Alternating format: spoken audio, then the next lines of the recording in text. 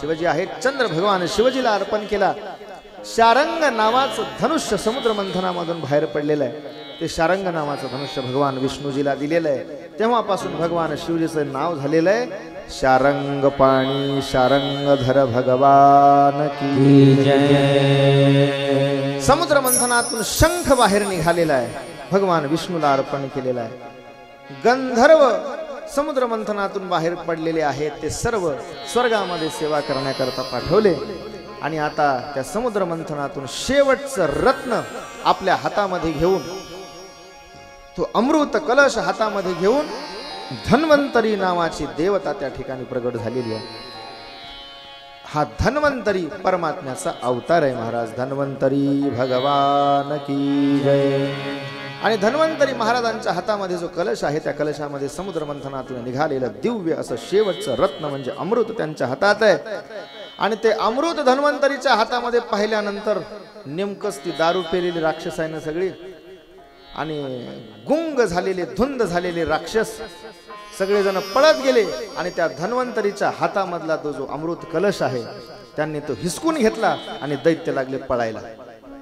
इकडे सगळे देवी देवता विचार करू लागले, हे जर अमृत या राक्षसांनी पिलं ते राक्षस कधीच मरणार नाहीत, आणि यांची उलटी बुद्धी असल्यामुळे या जगामध्ये ते कुणाला सुखानं राहू देणार नाहीत। त्यावेळेला सर्वजण भगवान विष्णूची प्रार्थना करू लागले, देवा या अमृत प्राशन जर राक्षसांनी केलं तर जगाचं कल्याण होणार नाही। या राक्षसांपासून अमृत तुम्हीच वापस आणू शकता, परत आणू शकता, आमच्यावर कृपा करा। शांताकारं भुजगशयनं पद्मनाभं सुरेशं विश्वाधारं गगनसदृशं मेघवर्णं शुभांगं लक्ष्मीकान्तं कमलनयनं योगिभिर्ध्यानगम्यं वन्दे विष्णुं भवभयहरं सर्वलोकैकनाथं। भगवान विष्णूची प्रार्थना केल्यानंतर त्यावेळेला भगवान विष्णूंनी सुंदर असा मोहिनी नावाचा अवतार त्या ठिकाणी धारण केलेला आहे। मोहिनी भगवान की जय। सुंदर असं अप्सरेसारखं रूप परमात्म्यानं धारण केलेलं आहे। आणि ते रूप धारण करून ज्या ठिकाणी हे राक्षस अमृताचा कलश घेऊन पळताना दिसत होते, त्या ठिकाणी सगळ्यांच्या समोर मोहिनी रूपामध्ये परमात्मा प्रगट झाले। आणि परमात्म्याचं ते अलौकिक सौंदर्य पाहिलं महाराज। अहो परमात्मा किती सुंदर आहे। राजस सुकुमार मदनाचा पुतळा, राजस सुकुमार मदनाचा पुतळा, राजस सुकुमार मदनाचा पुतळा, राजस कुमार मदनाचा पुतळा, लोभनीये रविके कळा, लोभनीये चंदनाचे ओठ, कंदोरे मळवट चंदनाची ओठ, कंदोरे मळवट चंदनाचे ओठ,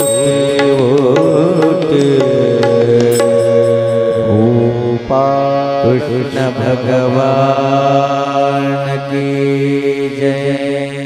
राजस सुकुमार मदनाचा पुतळा, परमात्म्यानं आपलं सुंदर मोहिनी रूप त्या ठिकाणी प्रगट केलेलं आहे।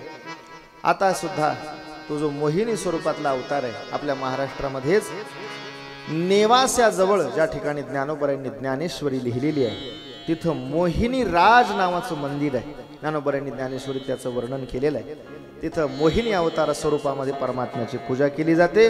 आणि त्या मंदिराचं नक्षीकाम इतकं सुरेख आहे महाराज, स्थापत्यशास्त्राच्या दृष्टीनं तो एक अलौकिक नमुना आहे, आर्किओलॉजीच्या दृष्टीनं, पुरातत्व विभागाच्या दृष्टीनं। परमात्म्यानं मोहिनी अवतार धारण केला, सगळे दैत्य परमात्म्याच्या स्वरूपाकडे पाहून मोहित झालेले आहेत। आणि परमात्म्यानं आपले हात समोर केल्याबरोबर दैत्यांनी जो अमृत कलश आहे परमात्म्याच्या हातामध्ये दिला। आणि मोहिनीनं सगळ्यांना सांगितलं, हे जे अमृत आहे, हे अमृत, ह्या अमृत कलशामध्ये खाली खाली सगळं जे अमृत आहे ते घट्ट घट्ट आहे आणि वर वर नुसतं पातळ पातळ पाणीच आहे. त्यामुळे हे वरचं जे पाण्यासारखं अमृत आहे पातळ पातळ हे सगळे या देवांना वाटून टाकते आणि खालचं खालचं घट्ट घट्ट जे अमृत आहे ते तुम्हाला देते. मग असं म्हणून त्या ठिकाणी एका बाजूला देवांच्या पंक्ती बसलेल्या आहेत, एका बाजूला दैत्यांच्या पंक्ती बसल्या आणि मोहिनी स्वरूपामध्ये परमात्मा ते जे अमृत आहे ते देवांच्या पंक्तीमध्ये वाढू लागले. महाराज सगळे दैत्य परमात्म्याच्या मायेनं मोहित झालेले होते. त्यांना वाटलं खरंच आपल्याला घट्ट घट्ट खालचं अमृत ही मोहिनी वाढणार आहे. पण तिथं त्या दैत्यांमध्ये राहू नावाचा एक दैत्य, जो प्रल्हादाची बहीण, तिचं नाव सिंहिका, त्या सिंहिकेचा मुलगा आहे. विप्रचिती नावाच्या राक्षसाला प्रल्हादाची बहीण सिंहिका दिलेली आहे. त्याच्यापासून हा राहू झालेला आहे. हे प्रल्हादजीचा एक प्रकारे भाचा आहे. प्रल्हादजीचे हे पुतणे लय महाराज डेंजर होते. महिषासूर सुद्धा प्रल्हादजीचा पुतणे आहे. आतापी वातापी इल्वल नावाचे राक्षस हे प्रल्हादजीचे पुतणे आहेत. लाद अनुल्लाद संल्हाद नावाचे जे प्रल्हादाचे भाऊ आहेत त्यांच्यापासून हे झालेले सगळे. महिषासूर सुद्धा प्रल्हादजीचा पुतणे आहे. त्यानंतर ज्या वेळेला अमृताचं वाटप चालू आहे, परमात्मा देवांना वाटतायत, या राहूला लक्षात आलं की हा विष्णूच आहे. नक्कीच कपटानं देवांना अमृत वाटण्याकरता हे रूप धारण केलंय.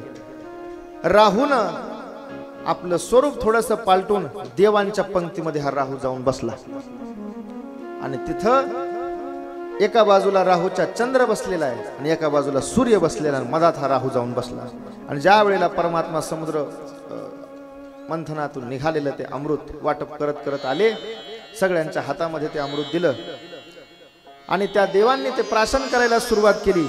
चंद्र आणि सूर्य दोघांच्या लक्षात आलं की आपल्या मधोमध जो बसलाय तो देव नाही, तो राक्षस आहे. आणि त्या दोघांनी मोहिनी स्वरूपामध्ये असणाऱ्या भगवान विष्णूला त्या ठिकाणी संकेत दिलेला आहे की हा राहू आहे. आणि भगवान विष्णूच्या लक्षात आल्याबरोबर भगवान विष्णूंनी आपल्या कानामध्ये असणारं जे कुंडल आहे ते कुंडल आपल्या हातात घेतलं आणि मायेनं त्या कुंडलापासून चक्र तयार केलेले आणि ते चक्र त्या राहूच्या मस्तकावर परमात्म्याने फेकून मारल्याबरोबर त्या राहूच्या मस्तकाचा छेद झालेला आहे आणि मस्तक तुटून पडलं. पण ते मस्तक तुटण्या अगोदर राहूनं ते अमृत प्राशन केलेलं असल्यामुळं राहूचं काही त्या ठिकाणी राहूला मरण आलं नाही, मृत्यू झाला नाही.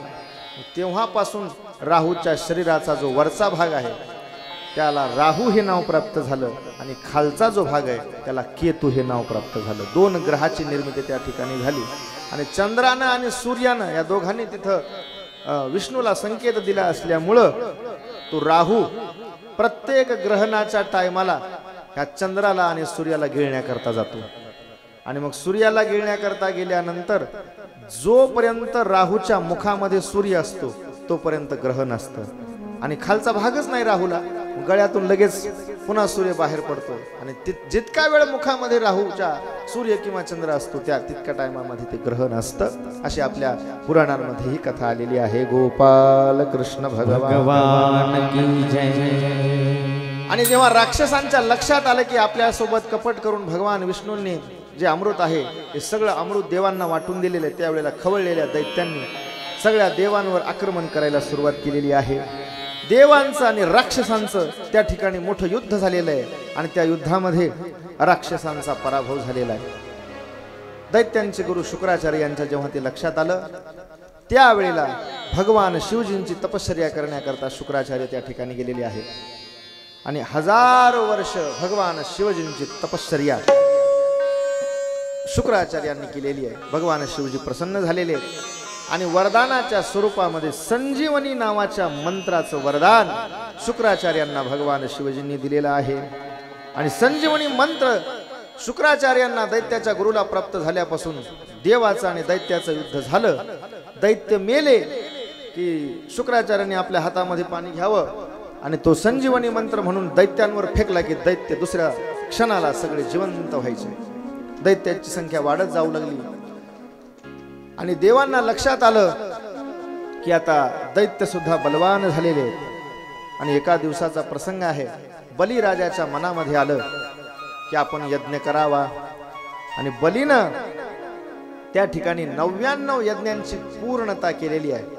नर्मदा मातेच्या काठावर या बलिराजाची भृगु कच्छ नावाच्या ठिकाणी, त्याला आजकालच्या भाषेमध्ये भडोच म्हणतात, जिथं नर्मदा माता समुद्रामध्ये विलीन होते, भडोचच्या जवळच गुजरातमध्ये, त्या भडोच मध्ये भृगु कच्छ नावाच्या क्षेत्रावर या बलिराजानं 100वा यज्ञ करण्याची तयारी सुरू केलेली आहे. आणि हा बलिराजाचा वंश इतका, आपण कालच बघितलं, इतका विचित्र वंश आहे. म्हणजे भगवान ब्रह्मदेवापासून निर्मिती झालेली आहे मरीची नावाच्या ऋषींची. मरीची हे भगवान ब्रह्मदेवाचे मानसपुत्र आहेत, हे भगवत भक्त आहेत. मरीचीपासून निर्मिती झालेली आहे कश्यपांची, कश्यप ऋषी आहेत. पण त्या कश्यपांच्या पोटी हिरण्यकश्यप जन्माला आला, तो मात्र राक्षस. म्हणजे कश्यप ऋषी, हिरण्यकश्यप राक्षस, आणि हिरण्यकश्यपूच्या पोटी झालेले आहेत प्रल्हाद, ते मात्र भक्त.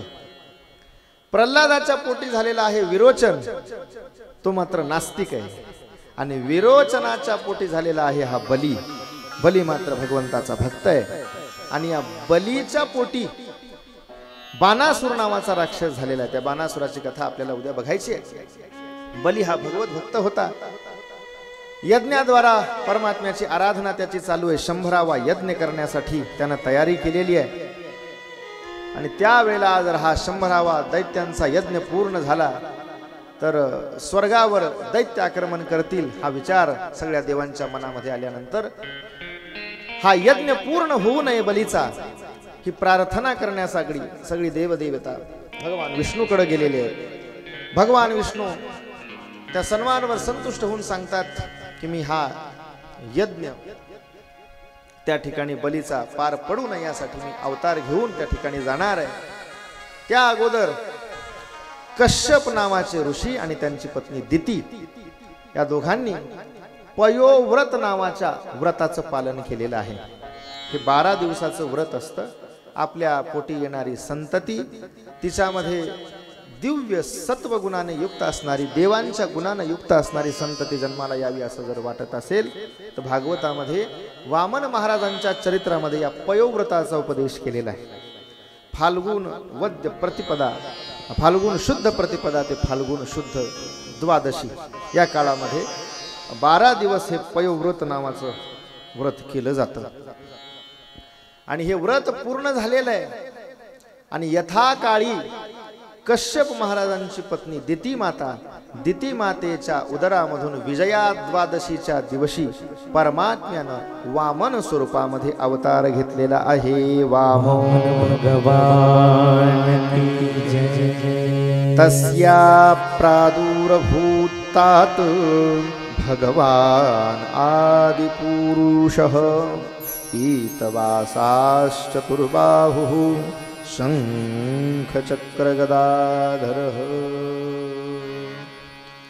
आणि तं बटुं वामनं दृष्ट्वा मोदमाना महर्षयः कर्माणि कारयामासु पुरस्कृत्य प्रजापतिं.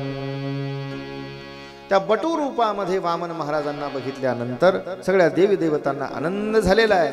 श्रवण नावाच्या नक्षत्रावर विजया द्वादशीच्या दिवशी वामनांचं प्रगटीकरण झालेलं आहे. आणि 8 वर्षाची ती बटू स्वरूपामधली वामनाची मूर्ती पाहिल्यानंतर अत्यंत आनंद झालेल्या देवादिकांनी वामनजीला सगळ्या वस्तू द्यायला सुरुवात केलेली आहे. आदिती मातेनं, कश्यपांची पत्नी आदिती मातेनं वामनजीला परिधान करण्याकरता लंगोटी दिलेली आहे. ब्रह्मदेवानं वामनजीला कमंडलू दिलेलं आहे, यज्ञोपवीत दिलेलं आहे. सरस्वती मातेनं जप करण्यासाठी रुद्राक्ष माला दिलेली आहे. कुबेरानं भिक्षापात्र दिलेलं आहे. आणि त्या भिक्षापात्रामध्ये अन्नपूर्णा मातेनं सर्वात अगोदर अन्नाची भिक्षा वामनजीला दिलेली आहे. चंद्रानं तपश्चर्या करण्यासाठी जो दंड आवश्यक असतो तो दंड वामन महाराजांना दिलेला आहे. सगळ्या देवी देवतांनी छत्र वामनजींच्या मस्तकावर धारण केलेलं आहे. सप्त ऋषी आलेले आहेत, त्यांनी वामनजींना कुश नावाचं जे पवित्र आसन असतं ते कुशाचं आसन दिलेलं आहे.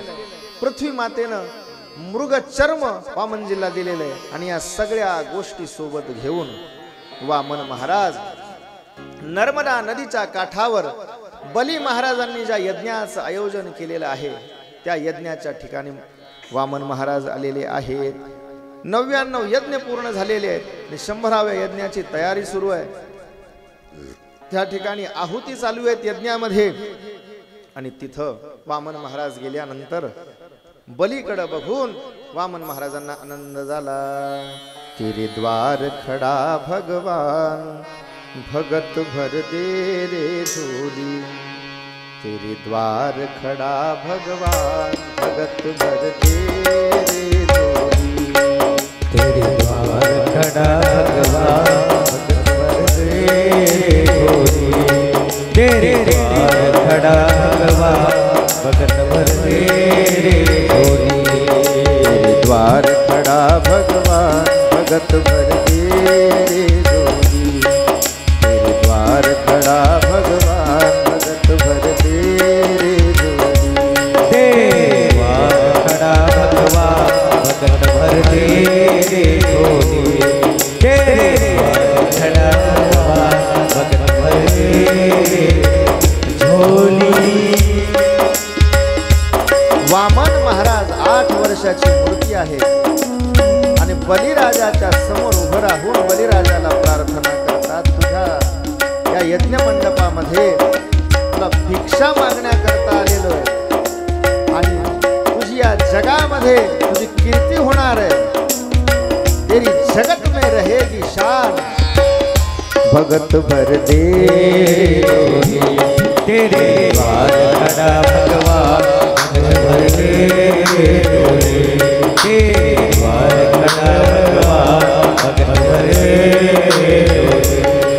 भगत भर दे रे झोली. भगत भर दे रे झोली.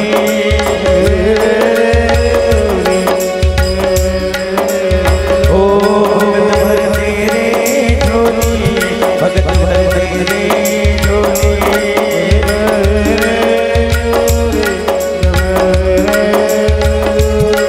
तेरे द्वार खड़ा भगवान भगत भर दे रे झोली. तेरे द्वार खड़ा भगवान भगत भर दे रे झोली.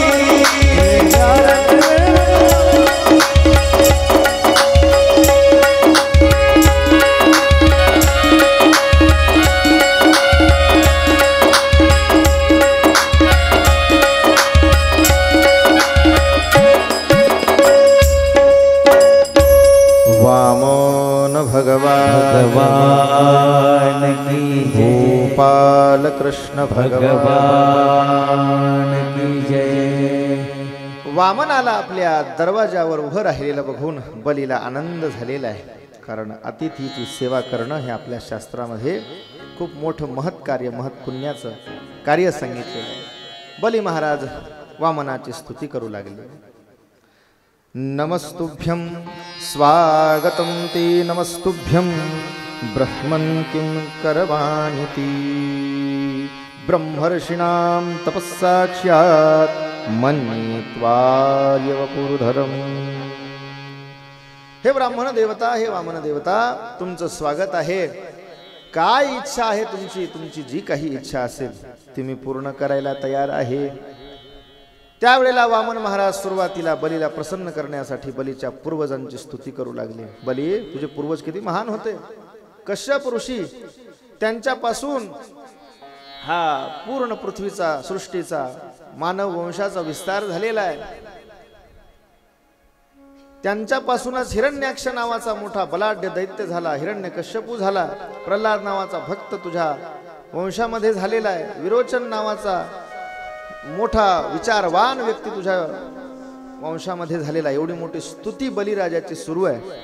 त्यावेळेला बलीला प्रसन्न केल्यानंतर बलीनं सांगितलं, महाराज तुम्हाला काय पाहिजे? तुमची जी काही इच्छा असेल ती इच्छा मी पूर्ण करायला तयार आहे. त्यावेळेला शुक्राचार्यांना माहित होतं ह्या दिसायला जरी छोटा रूपामध्ये 8 वर्षाची मूर्ती असणारा वामन असला तरी हा विष्णू आहे. एष वैरोचनी साक्षात भगवान विष्णुरव्ययः कश्यपातीर जातो देवानां कार्यसाधकः. देवांचं कार्य साधण्यासाठी कश्यप आणि आदिती यांच्यापासून जातः म्हणजे जन्माला आलेला हा वामन आहे. यांना कोणत्याही प्रकारचं वरदान देण्याचा संकल्प तू करू नको अशी आज्ञा शुक्राचार्यांनी दिली. पण माझ्या द्वारापासून जर अतिथी विमुख गेला, विमुख गेली या अतिथी, अतिथी जर विमुख गेला तर आपली सत्वाची संपत्ती घेऊन जात असतो. त्यामुळं या अतिथीला जी काही इच्छा असेल ती इच्छा मी पूर्ण करणार आहे असा संकल्प करण्यासाठी बलिराजानं हातामध्ये पाणी घेतलेलं आहे आणि या ब्राह्मणाची जी काही इच्छा असेल ती मी पूर्ण करणार असा संकल्प करून त्याने आचमन केलेलं आहे. त्यावेळेला आचमन करण्यासाठी जल घेत असताना त्याच्या अगोदर शुक्राचार्यांनी यानं आचमन करू नये बलिराजानं, म्हणून ती जी झारी होती त्या झारीतून जिथून पाणी पडतं त्या ठिकाणी सूक्ष्म रूपामध्ये शुक्राचार्य जाऊन बसलेले होते. कारण त्यातून पाणी निघाल्यानंतर हा आचमन करणार, संकल्प घेणार, म्हणून पाणीच बाहेर निघू नये म्हणून त्याच्यामध्ये बसलेले झारीमध्ये शुक्राचार्य. आणि पाणी का बाहेर येत नाही असा विचार बलीनं केल्यानंतर एक काडी हातात घेतली आणि त्या छिद्रामध्ये काडी घातल्याबरोबर ती काडी बरोबर शुक्राचार्याच्या डोळ्याला लागली. महाराज आड आला म्हणून फोडीला डोळा, आड आला म्हणून फोडीला डोळा, आड आला म्हणून फोडीला डोळा, आड आला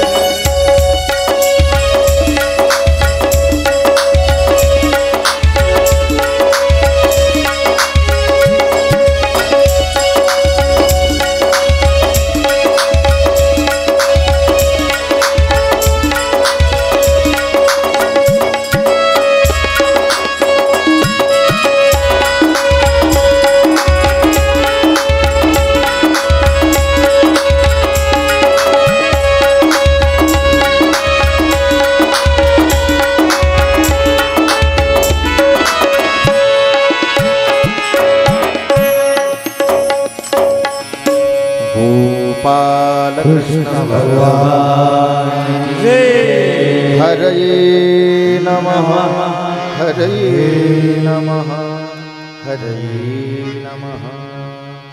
बलीनं संकल्प केलेला या बटूची, या वामनाची जी काही इच्छा असेल ती मी पूर्ण करेल. आणि वामनानं सांगितलं मला दुसरं तिसरं काही नको, फक्त 3 पाऊल जमीन 3 पाऊल भूमी मला तू दान कर. त्यावेळेला बलीनं संकल्प केला या ब्राह्मणाला मी 3 पाऊल जमीन दान करेल. आणि हा संकल्प बलिराजानं केल्याबरोबर वामनानं आपलं जे दिव्य स्वरूप आहे, विराट स्वरूप आहे, ज्याचं वर्णन पुरुष सूक्तामध्ये या विराट स्वरूपाचं शास्त्रानं केलं. सहस्रशीर्षा पुरुषः सहस्राक्ष सहस्रपात स भूमिं विश्वतः स्मृत्वा तिष्ठदशांगुलम्. परमात्म्याला हजारो हात असतात, परमात्म्याला हजारो मस्तक आहेत, असं जे विराट दिव्य स्वरूपाचं वर्णन केलं आहे तितकं ते व्यापक स्वरूप बलीच्या समोर वामन महाराजांनी धारण केलेलं आहे. आणि ते दिव्य विराट व्यापक स्वरूप धारण केल्यानंतर पहिल्या पावलानं जो काही खालचा भाग आहे, अतल वितल तलातल रसातल पाताळापर्यंतचा पूर्ण भाग एका पावलामध्ये वामन भगवंतांनी व्यापून टाकलेला आहे. आणि दुसऱ्या पावलामध्ये परमात्म्यानं जो वरचा भाग आहे, ऊर्ध्व भाग, तो पूर्ण ऊर्ध्व भाग जो आहे दुसऱ्या पावलामध्ये व्यापून घेतला. आणि ज्या वेळेला परमात्मा तो भाग व्यापण्याकरता चरण वर नेत होते, त्यावेळेला ब्रह्मलोकामध्ये जेव्हा ब्रह्मदेवानं ते चरण बघितलं, त्यावेळेला त्या चरणावर गंगा जलाचा अभिषेक करून ब्रह्मदेवानं त्या चरणाची वंदना केली. गोपाल कृष्ण भगवान की जय. त्यानंतर आता तिसरा पाऊल कुठे ठेवावा हा प्रश्न बलीच्या समोर निर्माण झालेला आहे. त्यावेळेला बलीची पत्नी विंध्यावली तिनं सांगितलं, तुम्ही जरी 3 पाऊल जमीन देण्याचं वचन दिलेलं असलं, पहिल्या भागामध्ये पाताळापर्यंत सगळं व्यापून टाकलंय, दुसऱ्या भागामध्ये वरचा स्वर्गापर्यंतचा पूर्ण भाग व्यापून टाकलाय, पण दाता हा दानापेक्षा वेगळा असतो. तुम्ही आपलं जे शरीर आहे सर्व समर्पण वामन भगवंताच्या समोर करा. त्यावेळेला बली महाराजांनी दोन्ही हात परमात्म्यासमोर जोडून गुडघे टेकवून वामन महाराजांना प्रार्थना केली की आपलं वरदान पूर्ण करण्यासाठी, माझा संकल्प पूर्ण करण्यासाठी तुम्ही आपलं जे चरण आहे ते माझ्या मस्तकावर ठेवा. तुका म्हणे बळी जीव दिला जीव दिला माया तळे, जीव दिला